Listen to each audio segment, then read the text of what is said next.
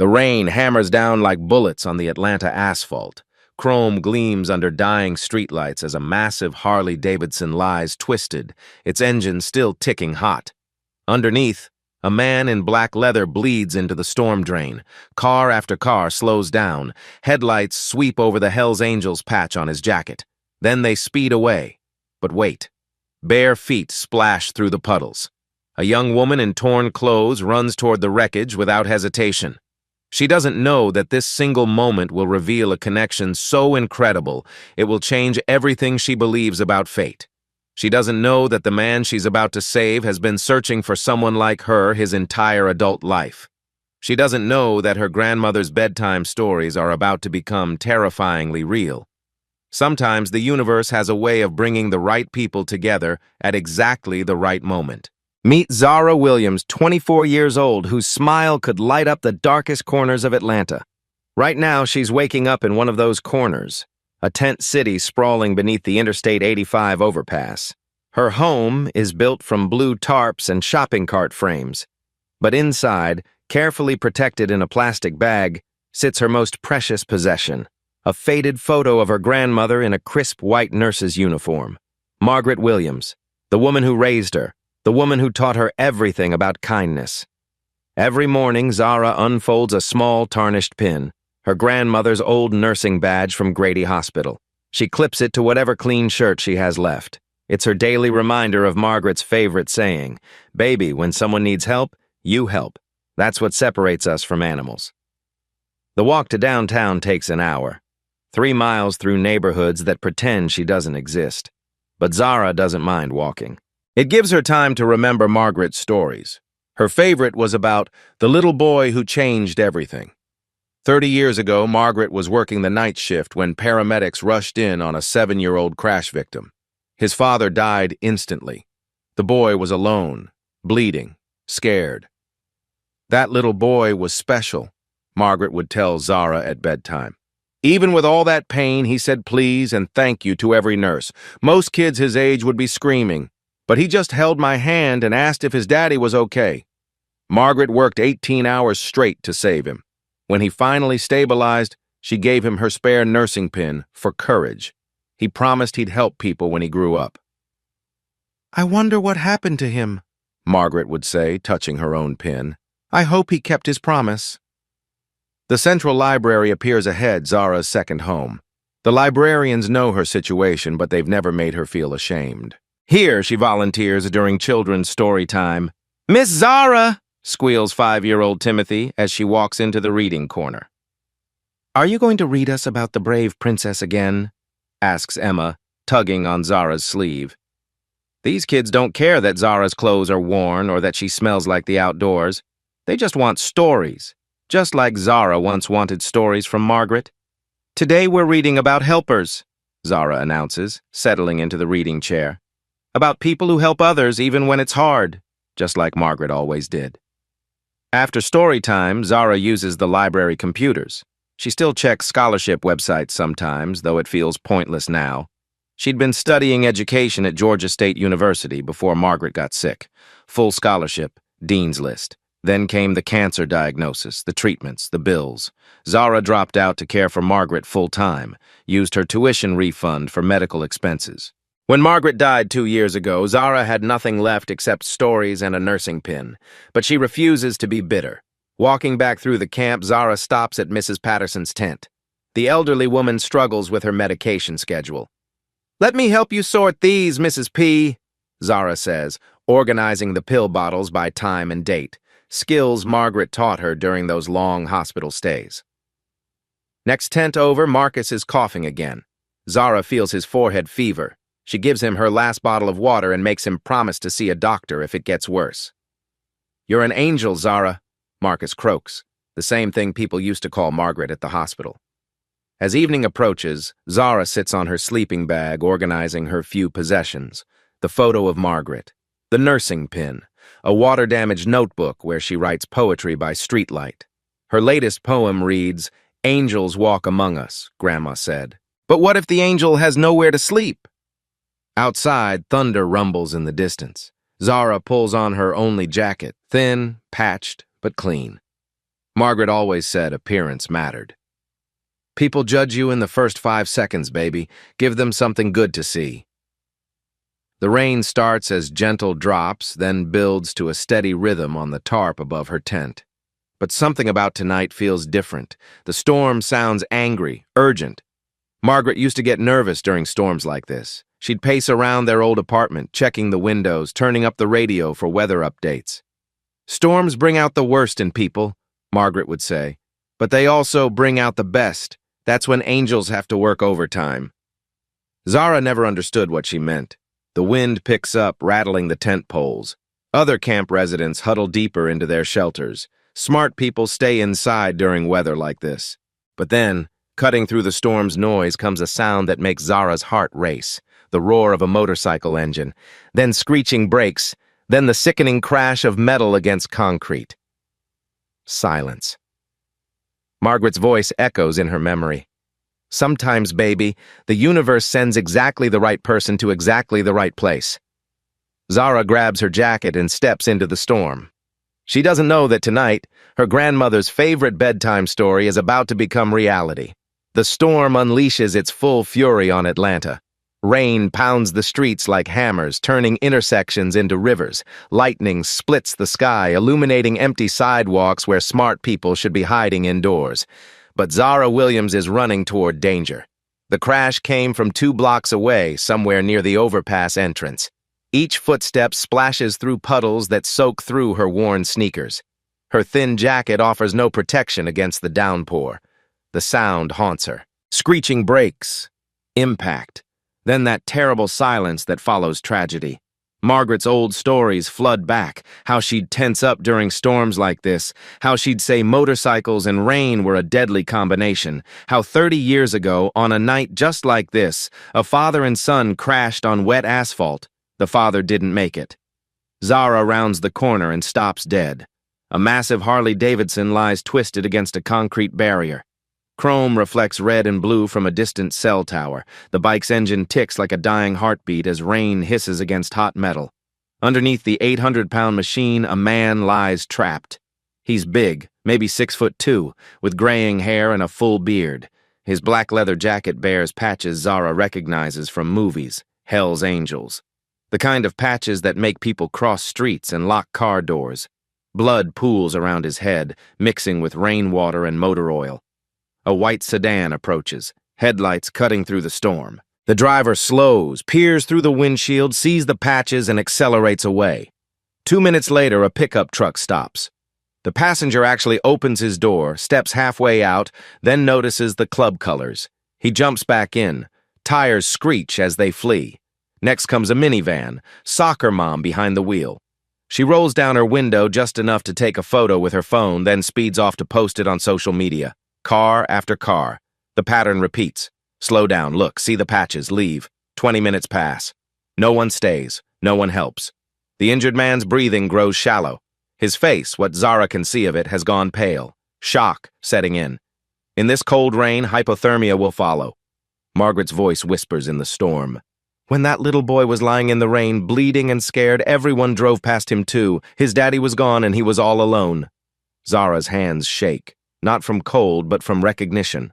This scene, the storm, the motorcycle, the blood, the abandonment, it's exactly like Margaret's bedtime story. Too similar to be coincidence. But that's impossible. That accident happened 30 years ago. The little boy grew up and disappeared into foster care. Margaret never saw him again. Still, something about the injured man's face seems familiar, even unconscious and bloodied. Zara steps closer. Lightning illuminates details she missed before. His leather jacket isn't just any biker gear, it's expensive, custom-fitted. His boots are high quality, well-maintained. This isn't some stereotypical outlaw, and his hands, visible now, are clean, manicured, not the hands of someone who lives rough. The man's eyes flutter open, brown eyes, gentle despite the pain clouding them. "Hey," he whispers, noticing Zara. "You need to get away from here." His voice surprises her. Educated, articulate, nothing like what the patches suggest. "People see you with me?" Well, he continues, struggling for breath. "Not safe for someone like you."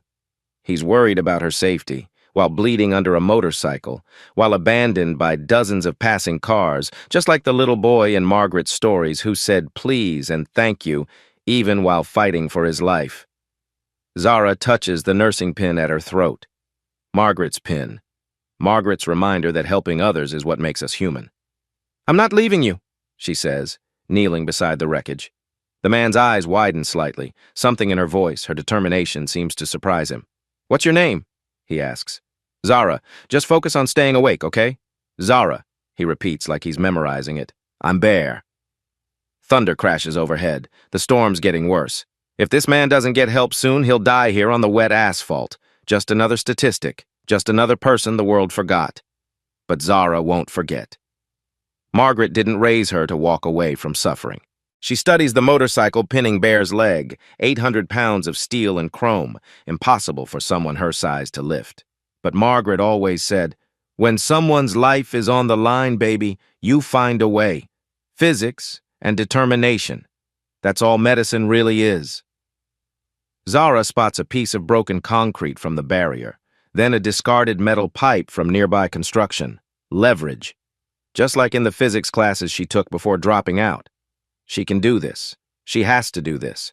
Because sometimes, just sometimes, the universe really does send the right person to the right place at exactly the right time. Even if that person lives in a tent and has nothing left to lose except her grandmother's belief in human kindness.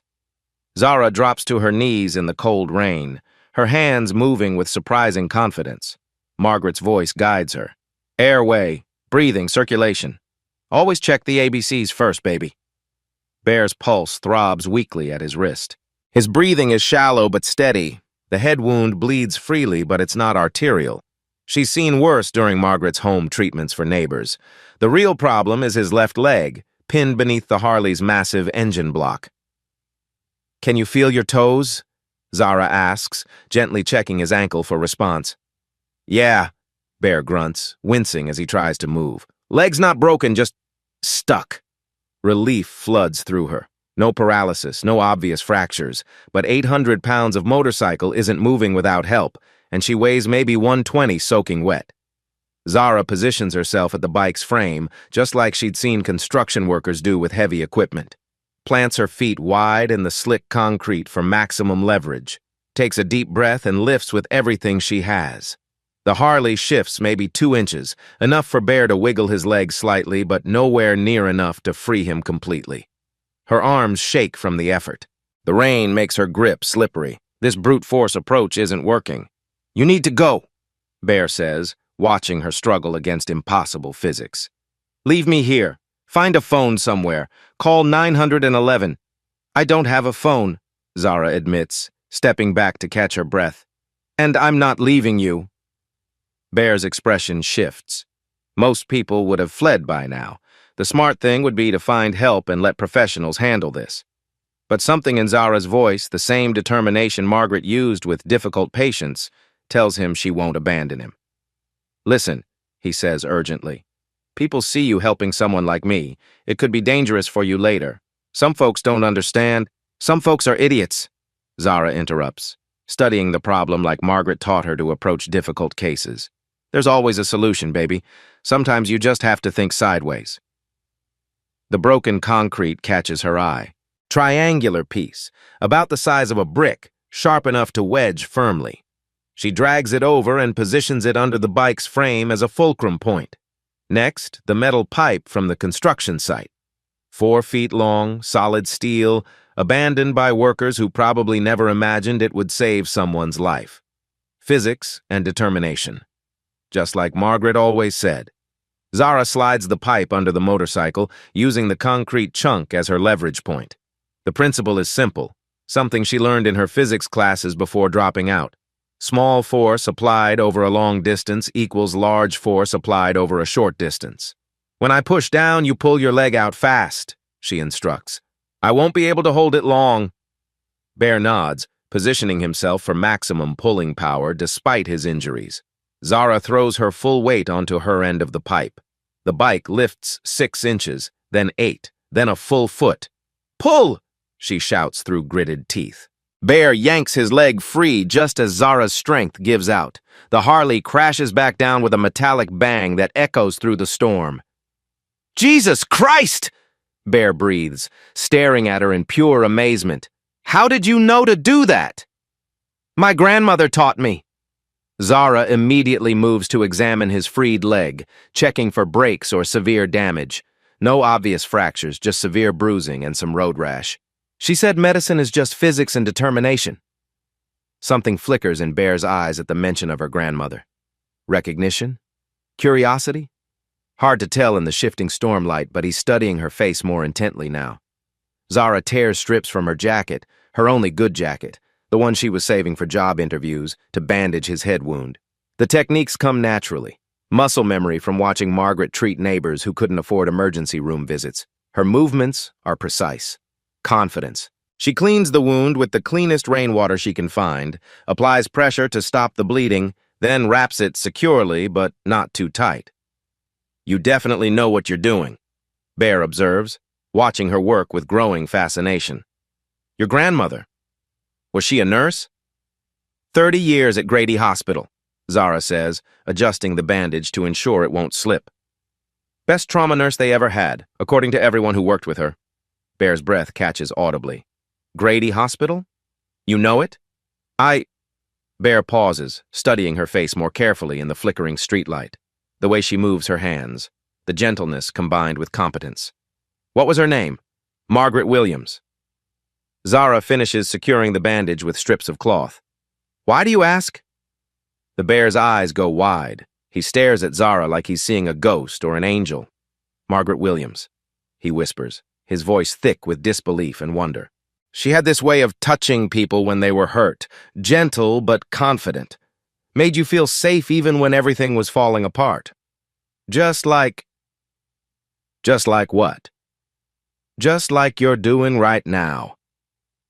Something electric passes between them, a connection neither fully understands yet, but both feel in their bones. "Your grandmother." Bear continues carefully, his voice growing stronger. "Did she ever tell stories about her patients? Specifically about a little boy she saved in a motorcycle accident?" Zara's hands freeze mid-motion. Her heart starts racing. "How could you possibly know about that?" "Because I was 7 years old," Bear says quietly, his voice carrying 30 years of memory. "Motorcycle accidents on a night just like this. My dad didn't make it, but this angel in scrubs worked all night to save me." The words hit Zara like a physical blow. Margaret's favorite bedtime story. The little boy who said please and thank you even while bleeding. The one who promised to help people when he grew up. The one Margaret wondered about for 30 years.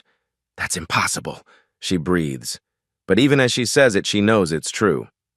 "She gave me her spare nursing pin for courage," Bear continues, his eyes never leaving her face. "Said it would remind me that angels were watching over me, that someday I'd be strong enough to help other people." Zara's hand flies instinctively to her throat, where Margaret's nursing pin hangs beneath her soaked shirt.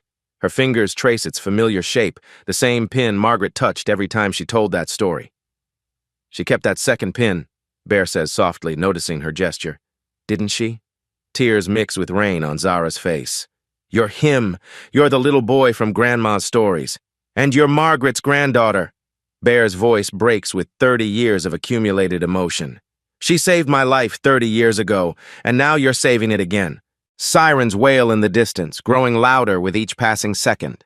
Red and blue lights reflect off wet asphalt as the ambulance rounds the corner. Bear struggles to reach his wallet with shaking hands, his movements urgent despite his injuries. "Zara, you saved my life. Please, let me—" "No!" Her voice cuts through the storm, firm but gentle. "I didn't help you for money." "Then why?" Bear asks, genuinely puzzled. In his experience, everyone wants something, everyone has an angle. "Because you needed help," Zara says simply. "That's what my grandmother taught me. You help people because it's right, not because of what you might get back." Bear stares at her, speechless. It's exactly what Margaret used to say, word for word. The paramedics swarm the scene, 2 EMTs who move with practiced efficiency. They treat Bear with unusual respect for someone in biker leathers, calling him Sir and handling him carefully. "Sir, we need to get you to Grady Hospital," the lead paramedic says, checking Bear's vitals. Possible concussion, definite road rash, but you're stable. Grady Hospital. Bear looks at Zara meaningfully. The same hospital where your grandmother worked. It's the closest trauma center, the paramedic explains, preparing the stretcher. Instead of cash, Bear pulls out a business card from his wallet. The cardstock feels expensive, even in the rain, heavy, with raised lettering that catches the emergency lights. Take this, he insists, pressing it into Zara's palm. Please, I owe you more than you know. Zara wants to refuse, but something in his voice stops her. This isn't about money. This is about something deeper. Find me when you're ready, Bear says as the paramedics load him onto the stretcher. I've been looking for Margaret's family for 15 years. The words send chills down Zara's spine. 15 years? He's been searching for them? What do you mean? She calls out. But they're already wheeling him toward the ambulance. Bear grabs her hand one last time, his grip surprisingly strong for someone who was just trapped under a motorcycle. Margaret made me promise to help people, he says urgently. I kept that promise, Zara. Everything I've done since that night, it was all because of her. I don't understand. The card, Bear calls out as they load him into the ambulance. Look at the card when you get somewhere dry. The doors slam shut. The ambulance disappears into the storm, its sirens fading until only thunder remains. Zara stands alone in the rain, holding a business card she can't read and questions she can't answer. The walk back to camp takes forever. Her torn jacket, the one she ripped up to bandage Bear's wounds, hangs in wet strips. Rain soaks through to her skin. Her shoes squelch with every step, and she can feel a cold coming on. By the time she reaches her tent, her teeth are chattering uncontrollably. Inside her makeshift shelter, Zara changes into her only dry clothes, a faded t-shirt and sweatpants that have seen better days. She wraps herself in her thin sleeping bag, but the chill goes deeper than her bones. She's sick, really sick. The kind of exhaustion that comes after your body pushes beyond its limits. But none of that matters right now. Under the weak light of her battery-powered lantern, Zara finally examines Bear's business card. The heavy cardstock reads, The Margaret Williams Foundation, her grandmother's name, in elegant raised lettering. Below that, Benjamin Bear Morrison, founder and director. And underneath, second chances for those who need them most. Zara stares at the card until the letters blur. Bear named his foundation after Margaret, after her grandmother. She flips the card over. In Bear's handwriting, For Margaret's angel, let me help like she helped. Bear! The implications crash over her like a wave. This isn't a coincidence. Bear has been honoring Margaret's memory for years. The little boy from the bedtime stories grew up and built something in her grandmother's name. Fever makes her thoughts fuzzy, but one thing is crystal clear. Margaret's favorite story just became real. And somehow, impossibly, Zara is living inside it. Outside, the storm continues to rage, but inside her tent, holding Bear's card, Zara feels something she hasn't felt since Margaret died. Hope. 3 days later, Bear Morrison sits in his private room at Grady Hospital, his left leg elevated in a cast. But his mind isn't on his injuries. It's an impossible miracle that happened during the storm. Margaret Williams' granddaughter saved his life. The same Margaret who held his hand when he was 7. The same Margaret who gave him courage when he thought he was going to die. The same Margaret he's been searching for since he turned 18 and aged out of foster care. Bear's bedside table holds a thick manila folder marked Margaret Williams Research. For 15 years, he's hired private investigators, contacted the hospital's alumni association, posted on social media, even hired a genealogy company to trace her family tree. Nothing. Margaret Williams had vanished after retirement like she never existed. His business partner, Tommy, sits in the visitor's chair listening to Bear explain the connection for the 3rd time. Let me get this straight, Tommy says, shaking his head. The homeless girl who saved you is the granddaughter of the nurse who saved you as a kid. Her name is Zara, Bear corrects. And yes, I know it sounds impossible. Bear, that's not impossible. That's... Tommy pauses, searching for words. That's divine intervention. Bear opens the hospital room's small safe and pulls out 2 items he's carried for 30 years. A faded hospital bracelet with Morrison Benjamin, age 7 inches, printed in blue ink, and a small, tarnished nursing pin. Margaret gave me this for courage, he says, holding up the pin. Said it would remind me that angels were watching over me. Tommy examines the pin. You've never told me about this. Some things are too important to share casually. Bear's voice carries 3 decades of gratitude. Every scholarship we've given, every life we've changed through the foundation, it was all because of what she did for me. His phone buzzes with notifications, board members returning his calls, lawyers responding to his requests for emergency meetings, accountants preparing financial reports. Bear has been busy since the accident. Sir, Dr. Carter knocks and enters. I have some information about the young woman who helped you. Zara Williams? Bear sits up straighter. You know her? She volunteers here sometimes, in the children's ward. The staff loves her, says she has healing hands just like her grandmother used to. Her grandmother worked here? Margaret Williams, legendary nurse. Before my time, but everyone still talks about her. Dr. Carter smiles. Actually, there's a memorial garden for her in the courtyard. Margaret passed away 2 years ago. Bear's heart sinks. 2 years. He'd been so close. The memorial has a visitor's log, Dr. Carter continues. I thought you might want to see it. She hands him a photocopied page, dozens of entries from grateful patients and families, but one name appears monthly, always with the same message. For Miss Margaret, who taught me that healing begins with kindness, still keeping my promise. B.M. Bear stares at his own handwriting. He's been visiting Margaret's memorial for 2 years without knowing it was her. There's more, Dr. Carter says gently. According to the memorial records, Margaret's granddaughter plans to continue her legacy of helping others. Bear closes his eyes, feeling Margaret's presence in the room. After 30 years of searching, the universe finally brought them together. Now it's time to keep his promise. After 3 days of fever and doubt, Zara finally feels strong enough to make the journey to Grady Hospital. She carries Margaret's old stethoscope in her backpack, not sure why, but feeling like her grandmother would want her to have it for this moment. The hospital lobby buzzes with familiar energy. Zara has been here before as a volunteer, but today everything feels different, charged with possibility. At the information desk, an elderly volunteer named Mrs. Patterson brightens when Zara asks for Bear's room number. Oh, you're here to see Mr. Morrison. He's been asking about someone named Margaret Williams for days. Are you family? Not exactly, Zara says carefully. I helped him after his accident. Mrs. Patterson studies Zara's face more closely. Wait a minute. What did you say your last name was? Williams. Zara Williams. The elderly woman's eyes filled with tears. Oh, honey, your grandmother was a saint. I worked alongside Margaret for 20 years in the cardiac unit. She talked about her granddaughter constantly, said you were going to change the world just like she did. Zara's breath catches. You knew her? Knew her? Child Margaret Williams was the best nurse this hospital ever had. Come with me. There's something you need to see. Mrs. Patterson leads Zara through corridors she's never explored, past the main building to a hidden courtyard. Tucked behind the emergency wing lies a small garden oasis, flowers, benches, and a simple memorial plaque. Margaret Williams, RN, who taught us that healing begins with kindness. Zara stares at the plaque, tears blurring her vision. She never knew this existed. The staff created this after she passed, Mrs. Patterson explains. Look, there's a visitor's log. Next to the memorial bench sits a weatherproof book.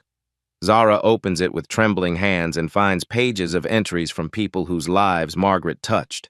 Doctors she mentored, patients she saved, families she comforted. But one set of entries, repeated monthly for 2 years, stops her cold. For Miss Margaret, who gave me life and purpose, still keeping my promise. B.M. The entries go back exactly 2 years, right to when Margaret died. Someone with the initials B.M. has been visiting regularly. Benjamin Morrison, Bear. Mrs. Patterson? Zara whispers. How long has someone been leaving these B.M. entries? Oh, that gentleman? About 2 years now.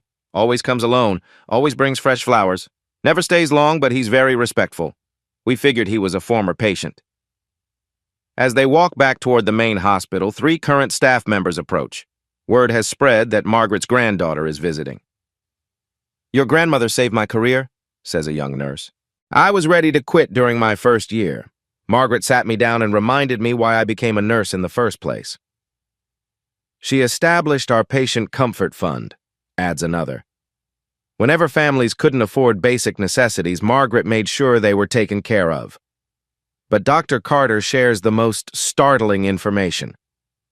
About 10 years ago, a man came looking for Margaret. Said he was a patient she'd saved as a child. We had to tell him she'd retired, but he left his business card in case we ever located her family. Dr. Carter produces a card identical to the one Bear gave Zara, the Margaret Williams Foundation. He's been looking for us, Zara realizes, for years. When Zara finally reaches Bear's hospital room, she stops in the doorway, stunned. The walls are covered with photos and documents she never expected. Pictures of Margaret with a young Bear in his hospital bed. Newspaper clippings about foundation scholarship recipients. Medical reports from his childhood treatment. And prominently displayed in the center, a framed copy of Margaret's nursing school graduation photo, the exact same one Zara keeps in her tent. "You've been looking for us," she says quietly. The Bear's eyes filled with tears. "For 15 years. I hired investigators, contacted every hospital Margaret ever worked at, even tried Facebook and Ancestry websites. I had so much I wanted to tell her." He opens his bedside drawer and pulls out a small, tarnished nursing pin identical to the one hanging around Zara's neck. "She gave me this when I was 7, Bear explains, his voice breaking. "Said it would give me courage and remind me that angels were watching over me." Zara pulls out her own pin. They're clearly a matched set, given by the same loving hands to the two people Margaret cherished most. "Every scholarship, every program, every life we've changed," Bear continues, gesturing to a massive binder on his table. "It all started because of what Margaret did for me. I named the foundation after her, but I never got to tell her. Never got to show her what her kindness grew into." He opens the binder. Page after page of success stories. Scholarship recipients who became doctors, nurses, teachers, families lifted out of poverty, communities transformed. 847 scholarships awarded over 15 years, Bear explains. 2,300 people directly helped. 4 community health centers were built. And it all traces back to one night when a nurse refused to give up on a scared little boy. Zara can barely speak through her tears. She would have been so proud. "There's more," Bear says, pulling out legal documents his lawyer prepared. "Zara, I don't want to just give you a scholarship or a job. I want to give you something bigger." He takes a shaky breath. "I want to name you as my successor. Full control over a $12 million endowment. The future director of the Margaret Williams Foundation." The room spins. "Bear, I'm homeless. I don't have a college degree. Margaret was a poor girl from rural Georgia who became Atlanta's most respected nurse," Bear interrupts. "She succeeded because of who she was, not where she started, and you're exactly who she was." "But I don't understand. Why me?" Bear smiles through his tears. "Because 30 years ago, Margaret saved a little boy who promised to help people. Tonight, that little boy gets to save Margaret's granddaughter. The circle completes itself." Bear pulls out a thick folder marked "The Margaret Williams Legacy Project" and spreads architectural plans across his hospital bed. The blueprints show a vision so ambitious it takes Zara's breath away. "I don't just want to give you money, Zara. I want to build something that makes Margaret's impact permanent." The first set of plans reveals a state-of-the-art medical facility. "The Margaret Williams Institute for Compassionate Care," Bear explains, his voice gaining strength with each word. "A nursing school specifically designed to train healthcare workers who understand what it means to serve the underserved." Zara studies the blueprints. Classrooms, simulation labs, student housing, a full teaching hospital. "Bear, this is massive. Full scholarships for students from difficult backgrounds," Bear continues. "People like Margaret were, people like you are, people who understand struggle and can bring real compassion to healthcare." He hands her a detailed job description. "I want you to be the Institute's first director of community outreach. But first, you'd complete an accelerated nursing program through Emory University. We've already discussed creating a special track 2 years of intensive training with mentorship from Atlanta's best nurses."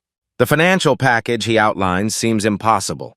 Full tuition and living expenses, a $40,000 annual salary during training, comprehensive health insurance, and an $85,000 starting salary upon graduation as director. "But the real value," Bear adds, is the $2 million annual budget you'd control to develop programs that help people the way Margaret helped me. Zara's head spins. Bear, this is beyond anything I ever dreamed. But why me? There are people with experience, credentials, proven track records. Because Margaret didn't choose me for my credentials, Bear replies firmly. She chose me because I needed help, and she saw something worth saving. That's exactly how I see you. Dr. Carter enters the room with perfect timing. Mr. Morrison, I have good news. Grady Hospital's board approved the partnership proposal. We want to be the Institute's primary clinical training site. She turns to Zara. We've been looking for ways to honor your grandmother's memory. This is perfect. Our nursing staff is excited to mentor students who share Margaret's values. Bear shows Zara letters from Foundation Scholarship recipients, over 800 people whose lives changed because of programs inspired by Margaret's kindness. Each letter tells a story of transformation. Former homeless individuals now working as medical assistants, recovering addicts who became counselors, foster kids who earned nursing degrees. Imagine scaling this up, Bear says. Instead of helping hundreds, we could help thousands. Margaret's approach to compassionate care could become the standard for health care across the Southeast. Tommy enters with updates on the Foundation's expansion plans. The board is fully behind this, Bear. We've got commitments for $500,000 in additional annual funding from medical device companies who want to support the mission. There's more, Bear continues, pulling out partnership agreements. The local Hells Angels chapter voted to make this their primary charity focus. They're pledging $100,000 annually for 10 years, plus volunteer labor for construction and maintenance. The scope keeps expanding. Bear shows Zara plans for Margaret's Memorial Garden expansion, a full healing campus where healthcare workers can retreat when they're exhausted or overwhelmed. A place where nurses and doctors can remember why they chose this profession, Bear explains. Meditation spaces, quiet areas for reflection, all centered around Margaret's memorial. The timeline he presents is carefully structured. 6 months of prerequisite courses while living in transitional housing and working part-time with the Foundation. Then 2 years of accelerated nursing school with full support. By graduation, the Institute will be ready for its first Director of Community Outreach. You won't be alone, Bear emphasizes. Dr. Carter has agreed to be your personal mentor. Tommy will handle business operations while you focus on learning. I'll be there every step to ensure you have everything Margaret would have wanted you to have. He shows her architectural plans for a 50,000 square foot facility. Not just nursing education, but social work, mental health counseling, community health programs, a comprehensive approach to healing. Bear sets the paperwork in front of Zara along with an expensive pen. I know this is overwhelming. Take time to think about it, but understand this isn't just about you. It's about continuing something Margaret started, something bigger than both of us. Zara stares at the documents, her hands shaking. Bear, 2 years ago, when Grandma was dying, she made me promise something. She said, "Baby, don't let my work die with me. Find a way to keep helping people, even when I'm gone." I thought that promise was impossible to keep. She looks around the hospital room. The same building where Margaret saved lives for 30 years, where she saved Bear, where she built a legacy of compassion. If I do this, I want to do it right. I want to make her proud. I want to prove that her faith in people wasn't misplaced. Margaret is already proud, Bear says softly. She raised a granddaughter who stopped to help a stranger in the rain, just like she taught you. Everything else is just giving you the tools to help more people. Zara picks up the pen. The same hands that saved Bear's life now ready to sign documents that will transform her future. She touches Margaret's nursing pin at her throat and feels her grandmother's presence stronger than ever. "This feels like destiny," she whispers. "Maybe it is," Bear replies, "or maybe it's just what happens when good people find each other." Zara takes a deep breath and signs her name, committing to a path that will honor Margaret's memory and extend her legacy of healing to thousands of lives. The circle of compassion that began 30 years ago in this very hospital is finally complete. 6 months later. Zara Williams sits at her kitchen table in Margaret Williams housing, surrounded by nursing textbooks and anatomy charts. She wears scrubs embroidered with Emory University nursing student, and her grandmother's nursing pin gleams on her collar. The cramped tent under the overpass feels like a lifetime ago. Her one-bedroom apartment is modest but warm. Margaret's photo sits on the nightstand next to Zara's certificate for completing prerequisite courses with highest honors. On the wall hangs her acceptance letter to Emory's accelerated nursing program. The transformation runs deeper than housing. Zara's cheeks have filled out from regular meals, her hair shines with health. Her eyes hold the confident spark of someone who knows her purpose. Margaret Williams' housing has become more than transitional apartments. It's a healing community. 40 families now have stable homes while pursuing healthcare careers or recovering from medical crises. Zara leads weekly support groups, combining nursing school lessons with Margaret's wisdom about helping others. The success rate speaks for itself.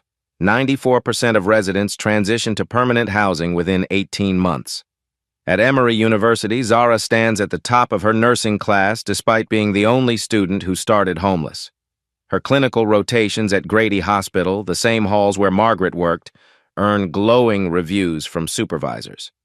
She has intuitive healing abilities, writes her lead instructor. Patients trust her immediately. It's like she inherited her grandmother's gift. Professor Martinez pulls Zara aside after advanced trauma care class. I've been teaching for 20 years. Your approach to patient care reminds me of the legendary nurses from previous generations. You understand that healing is about more than medical procedures. Construction begins on the Margaret Williams Institute for Compassionate Care. The groundbreaking ceremony draws hundreds. Former colleagues of Margaret's, Hell's Angels members in dress leathers, scholarship recipients from the foundation, and city officials who recognize transformative community investment. Bear and Zara break ground together using a ceremonial shovel engraved with Margaret's philosophy. Healing begins with kindness. Local news covers the story extensively. The Atlanta Journal-Constitution runs a front-page feature, From Homeless to Healer. Granddaughter continues nurse's legacy.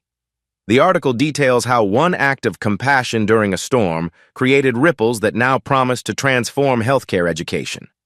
Applications flood in from across the Southeast. Young people from homeless shelters, recovery programs, and foster care all seeking the same second chance Zara received. The Margaret Williams Foundation experiences explosive growth under Zara's community outreach leadership. In 6 months, they identify and support 200 new scholarship recipients, double their usual pace. Zara's recruitment strategy differs from traditional approaches. Instead of college fairs and online applications, she visits homeless camps, community centers, and recovery meetings. She speaks from experience, not theory. I lived in a tent 6 months ago, she tells a group at a women's shelter. If someone like me can become a nurse, any of you can too. At Grady Hospital, the Margaret Williams Care Protocol transforms patient experience. The approach emphasizes dignity, family involvement, and compassionate communication, everything Margaret modeled during her career. Patient satisfaction scores increase 40%. Staff burnout decreases significantly. Other hospitals send teams to study Grady's methods. Dr. Reynolds, Grady's chief of staff, presents the data at a medical conference. When healthcare workers understand struggle personally, they provide more compassionate care. The Margaret Williams approach isn't just good ethics, it's good medicine. The annual Ride for Margaret motorcycle rally raises $300,000. 500 bikers participate, riding from across the Southeast to honor the nurse who saved one of their brothers. The most powerful image goes viral. Leather-clad Hell's Angels reading storybooks to children in Grady's pediatric ward, the same ward where Margaret once worked. Comments pour in from around the world, praising the unexpected partnership. Emory University incorporates the Margaret Williams approach into its nursing curriculum. Other nursing schools request consultation on implementing similar programs. Zara presents at the National Nursing Education Conference, sharing Margaret's philosophy with thousands of educators. Her presentation, Compassion as Clinical Skill, receives a standing ovation. Statistical impact grows monthly. 200 healthcare scholarships awarded, 40 families stably housed, 15 program graduates employed in healthcare, 89% job placement rate, $4.2 million raised, 15 hospitals implementing Margaret Williams protocols. 3 other cities, Birmingham, Nashville, and Charlotte, launched similar programs with Zara consulting on development. Margaret's Memorial Garden expands into a full healing campus. Meditation areas, family consultation rooms, and a memorial wall where patients leave gratitude messages create sacred space for reflection. Over 1,000 notes honor healthcare workers who demonstrated Margaret-level compassion. The garden became a pilgrimage site for nurses across Georgia. Bear steps back from daily operations, taking the title Founder Emeritus, while Zara assumes increasing leadership. At the Foundation's annual dinner, he makes an announcement that brings tears to every eye. Margaret saved my life twice, once as a child, and again by raising the granddaughter who would complete the circle of her compassion. The mayor declares Margaret Williams Day, honoring the nurse whose legacy continues healing Atlanta. But the most meaningful transformation remains invisible to cameras and crowds. A homeless girl who learned she could change the world, just like her grandmother always believed. 2 years later, graduation day. Zara Williams stands at the podium of Emory University's nursing graduation ceremony.